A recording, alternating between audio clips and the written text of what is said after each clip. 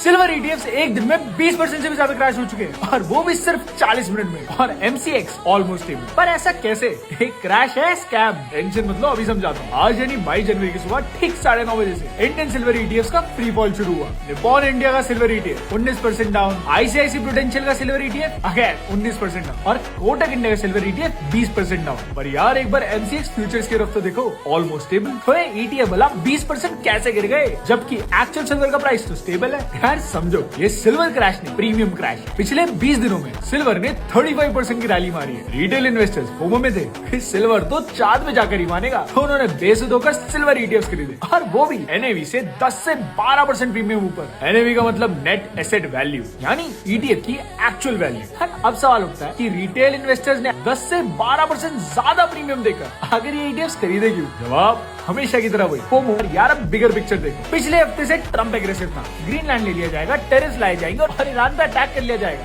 यानी crisis mode. तो लोग गोल्ड और सिल्वर के पीछे भागने लगे। वो सेफ हेवन है ना। पर फिर अब ट्रम्प ने टोन सॉफ्टन कर दिया। उन्होंने कहा ग्रीनलैंड पर फोर्स नहीं यूज करूंगा, यूरोप पर टेरिफ्स नहीं लगाए जाएंगे और ईरान पर अटैक होल्ड ऑफ कर रहे हैं। क्राइसिस परसेप्शन कम हुआ और सेफ हेवन डिमांड गिर गई। और यार वैसे तो एक और फैक्टर है, यूएस डॉलर स्ट्रेंथ। जब भी डॉलर स्ट्रांग होता है, गोल्ड और सिल्वर वीक हो जाता है, क्योंकि डॉलर भी एक सेफ हेवन ऑल्टरनेटिव है। डॉलर इंडेक्स 98.81 पर आया और आकर स्टेबल हो, और यही चीज गोल्ड और सिल्वर के लिए नेगेटिव है। पर सबसे बड़ी बात जो तुम्हें कोई भी नहीं बताएगा, दिसंबर जनवरी में एक हिस्टोरिक इवेंट हुआ। जेपी मॉर्गन, जो दुनिया का सबसे बड़ा बैंक, उन्होंने अपनी 200 million pound silver short position completely close कर दी और उल्टा 750 मिलियन आउंस फिजिकल सिल्वर खरीद लिया है, जो कि हिस्ट्री का सबसे बड़ा स्टॉक पाइल है। मतलब एक साल की global mining production JP Morgan के। और क्यों?